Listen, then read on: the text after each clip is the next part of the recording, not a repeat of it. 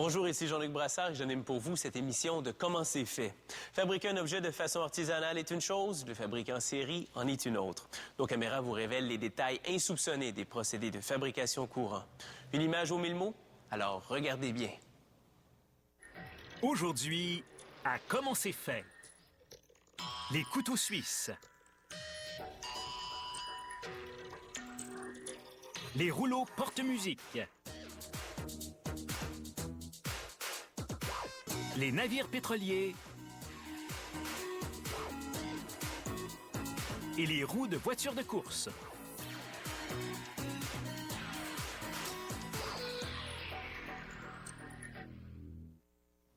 Un couteau suisse est une trousse à outils complète en format de poche. Ce petit couteau multifonction a été créé pour l'armée suisse en 1891.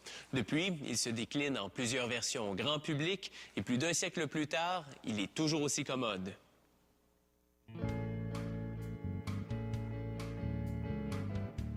Perdu dans les bois ou sur une île déserte, d'une façon ou d'une autre, un couteau suisse pourrait vous être fort utile. La production commence avec cet énorme rouleau d'acier inoxydable. Un mécanisme entraîne l'acier vers une matrice. La presse force l'acier contre la matrice qui poinçonne des ébauches de lames. Elle trace aussi les rainures qui permettront à l'utilisateur de saisir facilement les lames.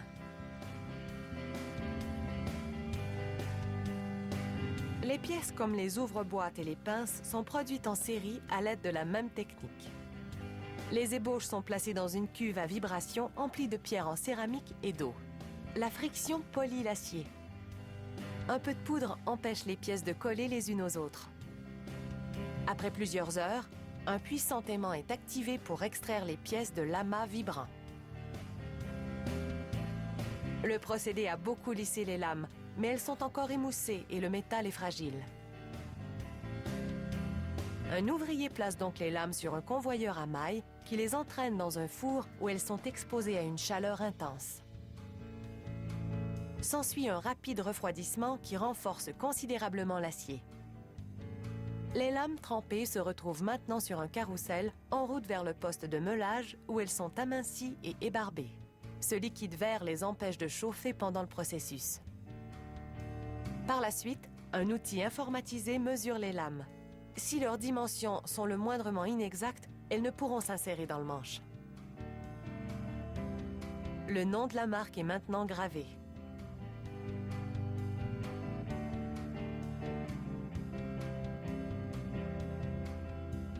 Pour assembler le couteau suisse, tous les outils sont glissés sur des rivets de laiton en commençant par un entrelame en aluminium. Un ressort métallique plat vient ensuite, suivi d'un ouvre-boîte, d'un tournevis et d'un poinçon pour faire des trous dans le cuir. Un autre entrelame et un autre ressort sont placés par-dessus. Ils sont pressés, puis on glisse un crochet tout usage et une paire de ciseaux sur les rivets. Un autre entrelame, un autre ressort et une lame pour scie à bois est ajouté à ce sandwich multifonction, car on ne sait jamais à quel moment il pourrait s'avérer utile. La lame principale, un tire-bouchon, et une lame plus petite sont ajustés par serrage sur l'assemblage. Un dernier entrelame et les rivets sont fixés solidement à l'aide de douilles. Incroyable mais vrai, cet assemblage de 2,5 cm d'épaisseur contient 9 outils. L'excédent des rivets est coupé pour qu'ils ne dépassent pas des douilles. Puis cet outil pivotant les aplatit. Le résultat est un outil à branches multiples pratiquement impossible à défaire. La lame du couteau suisse est mince par rapport à celle d'autres couteaux de poche afin de s'insérer dans le manche. Le tranchant est meulé à un angle d'un peu moins de 15 degrés, ce qui le rend coupant comme une lame de rasoir pour la durée de sa vie utile.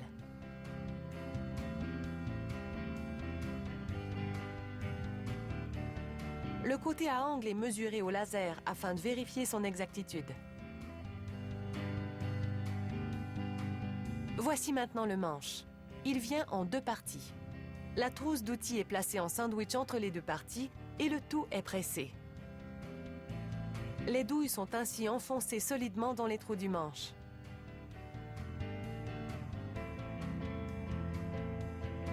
Étonnamment, il reste de la place pour insérer des bruxelles et un cure-dent.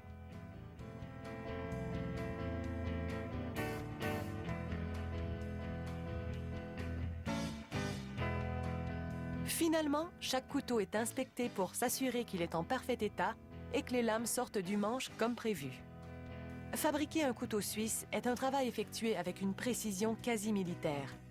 Il n'y a pas de place pour l'erreur lorsqu'il s'agit d'intégrer tous ces outils dans un boîtier de poche. Ce petit couteau multifonction est maintenant prêt à passer à l'action pour vous dépanner en toutes circonstances.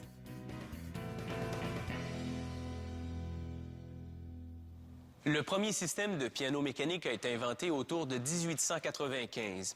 On le plaçait devant un piano ordinaire et les doigts de bois du mécanisme, guidés par un rouleau de papier perforé, jouaient les notes. Au début du 20e siècle, les entreprises de piano ont intégré le mécanisme à l'instrument lui-même.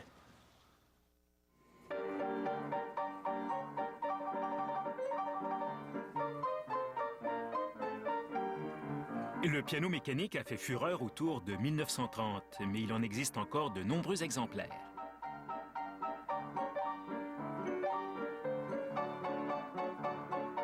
La méthode originale pour fabriquer ces rouleaux faisait appel à un piano enregistreur.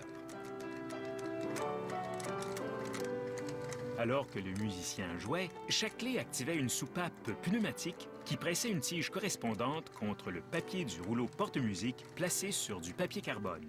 Le papier était ensuite perforé aux marques laissées par le carbone. La méthode moderne fait appel à un clavier électronique relié à un ordinateur. Alors que le musicien joue, l'ordinateur convertit les notes en données.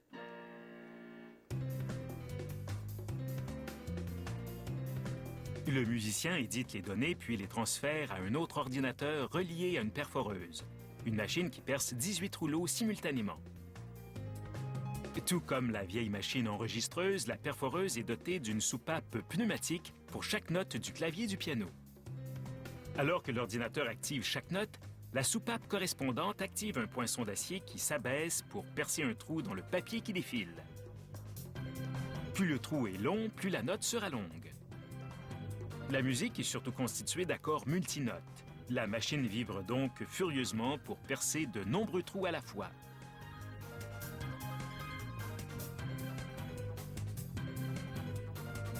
Lorsque la perforeuse a terminé, l'opératrice coupe le papier et tamponne de façon temporaire le titre de la chanson. Le papier est alors acheminé à une autre aire où le titre de la pièce et d'autres renseignements sont imprimés de façon permanente.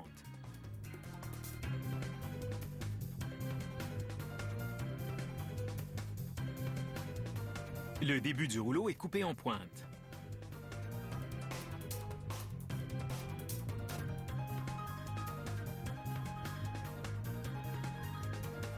Entre-temps, cette machine rivette des œillets en laiton sur une bande de polyéthylène adhésive.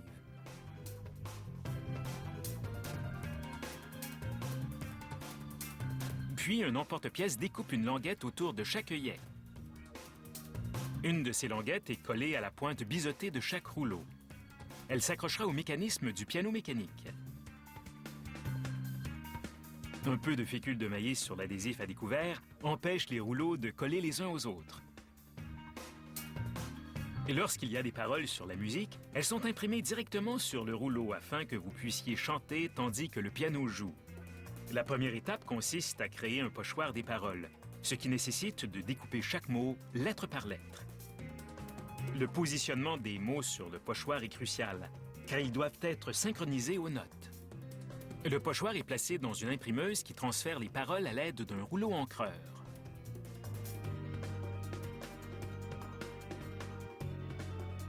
La dernière étape consiste à enrouler le papier.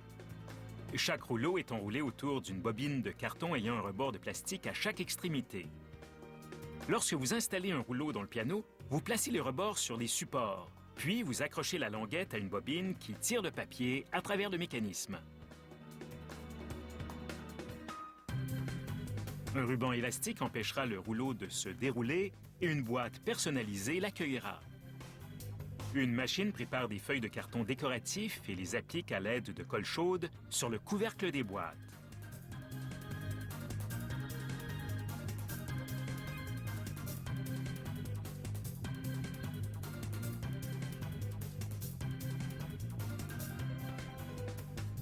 La touche finale est une étiquette avec le titre de la pièce musicale.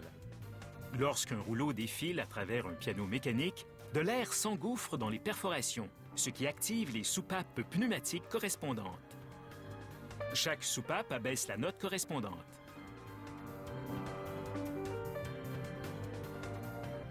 Cette usine produit plus de 4500 pièces différentes sur rouleau porte-musique, de grands classiques au succès populaire.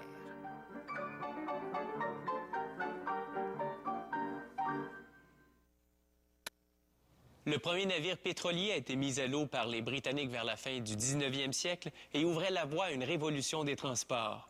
Depuis, ces gigantesques navires qui transportent des millions de tonnes de pétrole chaque jour sillonnent les océans de la planète. Sans eux, l'économie mondiale serait à sec.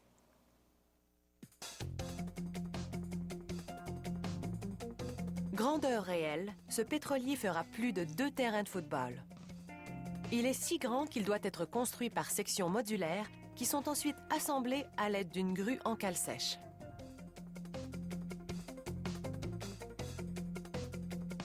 Ce processus nécessite beaucoup de planification et d'ingénierie. Le plan est d'abord établi à l'ordinateur et un numéro est attribué à chacune des 110 000 pièces. Pour un travail de cette ampleur, l'étiquetage coordonné par ordinateur est la seule façon de faire. Les ouvriers soudent des tôles d'acier pour former la coque du navire. Pendant le soudage, le sable placé sur les lignes de soudure fond, ce qui protège ces lignes des contaminants présents dans l'air. Les ouvriers préparent les poutres d'acier de la charpente.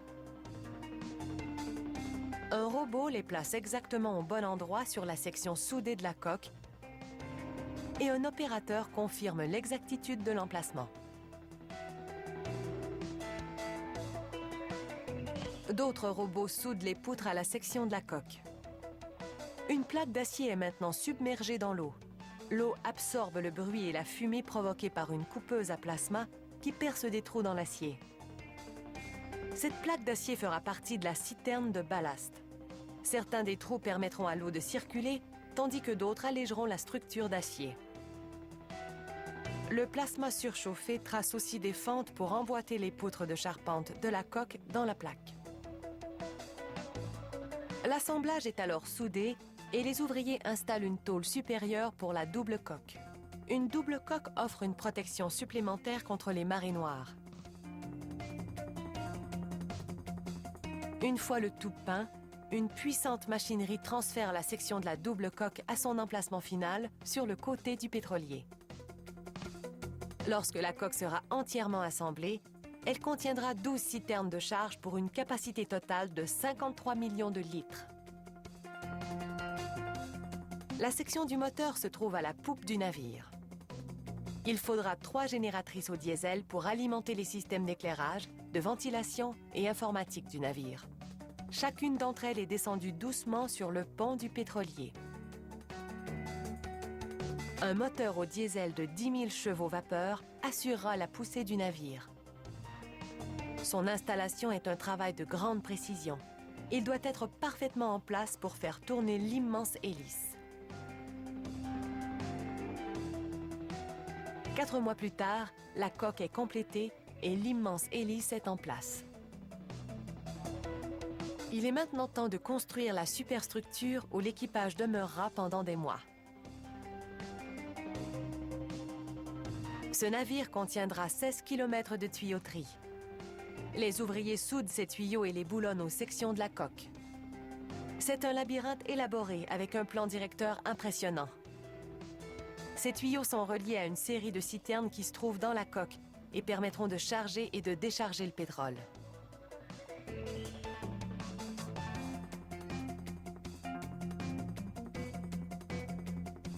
Entre-temps, les citernes sont assemblées dans la coque.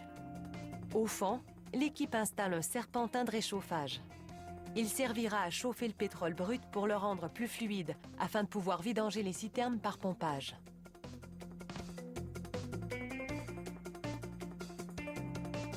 D'autres ouvriers meulent les lignes de soudure sur le revêtement extérieur du navire afin d'uniformiser la surface pour la peinture. Cette peinture est un mélange époxyde qui résiste à la corrosion provoquée par l'eau salée. Les ouvriers en appliquent 3 ou 4 couches, puis mesurent son épaisseur à l'aide d'une jauge à ultrasons. Au total, les ouvriers vaporiseront 145 000 litres de peinture sur ce pétrolier. Dans cette séquence en accéléré, notre pétrolier est assemblé comme un jeu de construction en quelques secondes. En réalité, comme vous venez de le voir, c'est un travail complexe et il aura fallu 16 mois pour le compléter. Encore quelques mois d'essai et ce navire devrait pouvoir prendre la mer.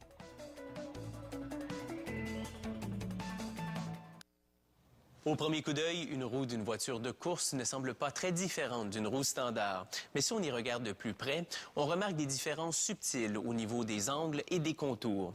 Elle doit en effet être assez robuste pour bien prendre les virages et pour négocier les forces extrêmes engendrées par la haute vitesse.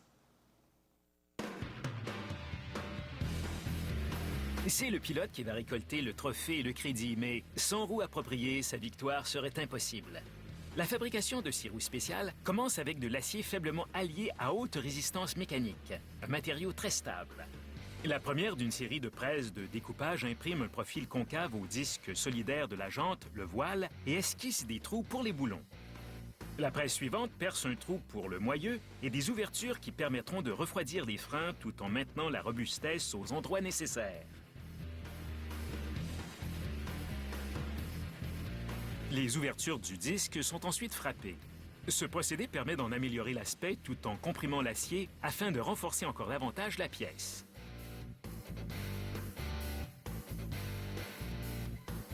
La prochaine presse est cruciale. Elle force le disque dans un moule à forme assiette et lui donne des dimensions déterminées afin de pouvoir accueillir les freins. Les angles précis renforcent également la pièce. Après beaucoup d'usinage, le voile de cette roue de voiture de course a finalement pris forme.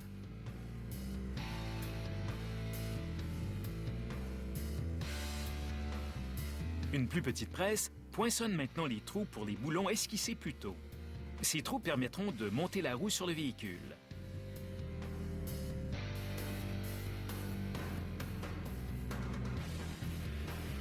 Le voile est maintenant fixé à un dispositif rotatif pour qu'une série d'outils les barbe. La pièce est complétée. Pour fabriquer la jante, une machine déroule une bobine d'acier et des rouleaux font disparaître la courbure. Un bras mécanique maintient l'acier aplati lâche, tandis qu'un cisailleur le coupe en longueur et estampe les renseignements sur le produit d'un seul coup.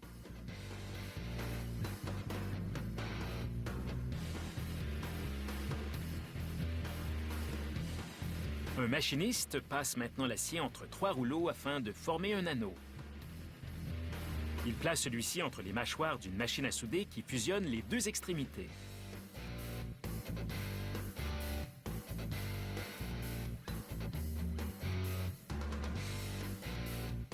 Il glisse ensuite l'anneau dans une autre machine qui enlève les résidus du soudage.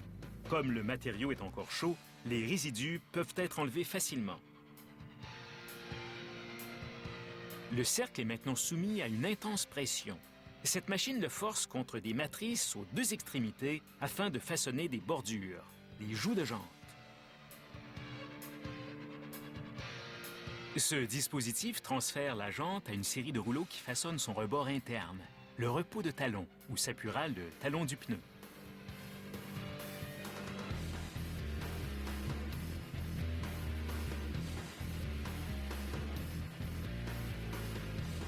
La jante est ébavurée pour que son rebord soit lisse et la pièce est complétée.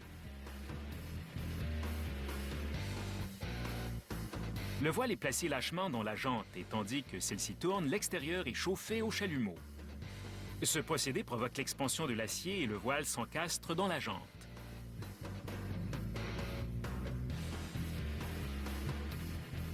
Lorsque celle-ci refroidit, elle se contracte et se resserre contre le voile.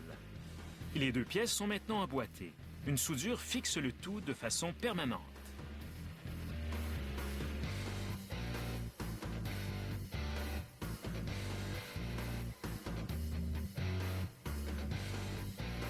Un ouvrier perce des trous filetés dans la roue pour fixer les corps de valve. En ressortant, la perceuse tourne en sens contraire afin de ne pas abîmer le filetage.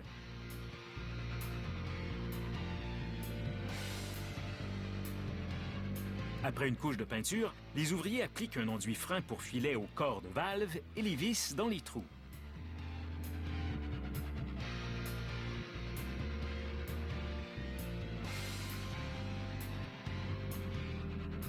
Tandis que la roue tourne, un petit rouleau lui applique une bande de peinture pour l'esthétique. Ensuite, une presse imprime un numéro en relief qui permettra d'identifier la roue en cas de problème. Et voilà, cette roue est prête à filer vers le fil d'arrivée.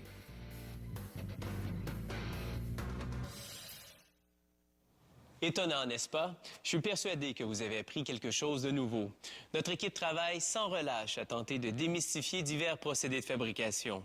Je vous invite donc à être des nôtres pour la suite de la série. À la prochaine!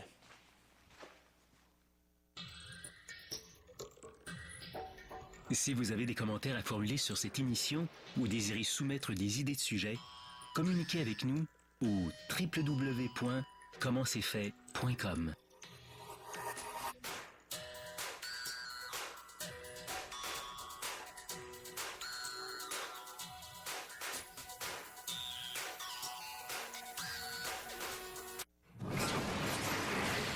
Painkiller Jane, demain 17h à Z-Télé.